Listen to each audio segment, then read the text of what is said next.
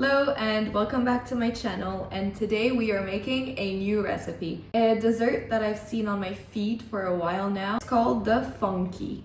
Basically, it is a cookie fondant hybrid, which sounds incredible, but everyone's baking it backwards. They're baking the fondant first and then slapping on some raw cookie dough. I disagree with the whole approach. So I decided to flip it, literally. I'm baking the cookie base first and then pouring the fondant on top. Think lava cookie, but classy. I'm not reinventing the wheel. I'm using my cookie cake recipe and my chocolate fondant recipe because I know they work. It must be delicious, right?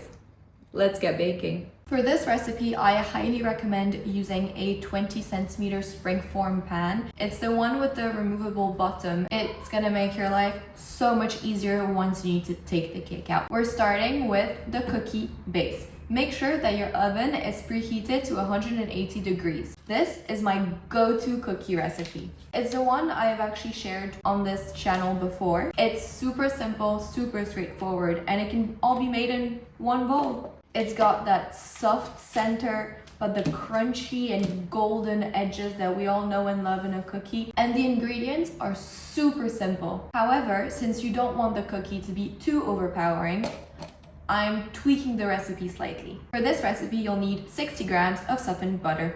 Then you need 70 grams of white sugar and 70 grams of brown sugar. I always kind of eyeball my salt teaspoon. You want to cream the sugars with the butter. Gently, you want it to be smooth, but you don't want it to be whipped to death either. You don't need air.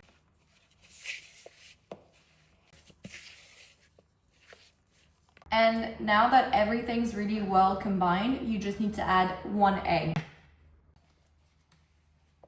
Now it's time for the dry ingredients. Usually I do this in a separate bowl, but here I don't really want or need the extra cleanup. So it's 110 grams of flour, half a teaspoon of baking powder, and that's it. For this recipe, you could use a stand mixer, but it's so much easier to just do it in one bowl. It will be less cleanup, it'll be easier, and it will actually be faster if you just make it in one bowl. Now it's time for my favorite part, which is folding in all those chocolate chips. It's 100 grams of chocolate chips. Between you and I won't be mad if you add more. When it comes to chocolate, I follow only one rule. The more, the better. And if you think that there is such a thing as too much chocolate, this probably is not the right channel for you. Using some dark chocolate chips. And now we mix. And there's the first part of the Fonkie. I told you it was going to be super easy. So going to be using parchment paper to cover this. It will again make your life so much easier once you need to take it out. Now we're going to pre-bake this at 180 degrees for 5 to 10 minutes until the edges are kind of golden, but the center is still really raw. So it needs to be puffed up, but not fully set yet. Baking the cookie now will prevent it from going soggy once we add the fondant on top. Alright, so while the cookie is baking, let's make the fondant. This one is rich and gooey. Basically, it's what a chocolate fondant should be. Let's begin by melting 200 grams of dark chocolate with 200 grams of butter. Trust me, you will see this recipe is so easy. I like to melt the butter with the chocolate in the microwave, usually in 30-second bursts. This is to make sure that you don't burn the chocolate, because trust me, burnt chocolate does not have a nice taste. In the microwave, and it's not quite melted yet. Back to the microwave. Now in a separate bowl, you're gonna need to measure out 200 grams of caster sugar and a teaspoon-ish of salt. Again, I'm eyeballing the salt. Now that your chocolate and your butter are melted and it's still kind of warm, you're gonna wanna pour this right over the sugar. Because of the heat, it's gonna dissolve the sugar a little bit and it's gonna give the fondant a nice crackly top. My trick here is that I like to give this a mix and then leave it to the side for 2 to 3 minutes so that when you add the eggs, they don't curdle and you don't end up with an omelette instead of a chocolate fondant.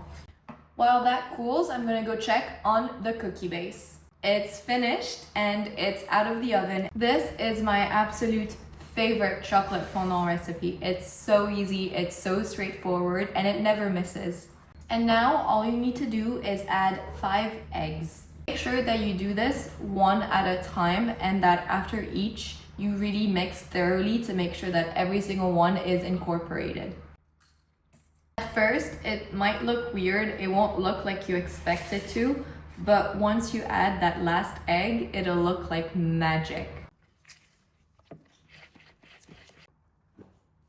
Once that's all well incorporated, you just need to add your flour. And it's super easy. It's only 1 tablespoon. Only 1 tablespoon of flour. And then you mix gently because you don't really want to overwork this batter.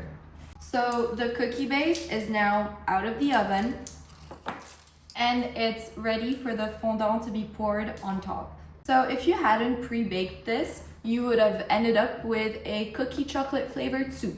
And now this goes back in the oven for 20 to 25 minutes. You don't want this to be overcooked.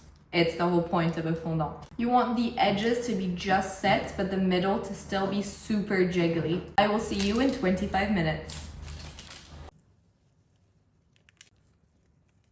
I probably should have waited a little bit longer to let it cool, but this looks like the type of dessert that you have to eat with a spoon, and that's my type of dessert. Honestly, that's not just gooey, that's obscenely gooey. It looks absolutely delicious, and I love how the cookie at the bottom looks crunchy. It might be better than a fondant, and it's probably better than a cookie, so together, what can I say? This just works. It looks delicious. Thank you so much for baking along with me today. I hope you enjoyed it as much as I did. If you tried this recipe, please tag me. I will leave all the details in the description down below. And if you want to see me make something even tastier next week, make sure that you hit that subscribe button.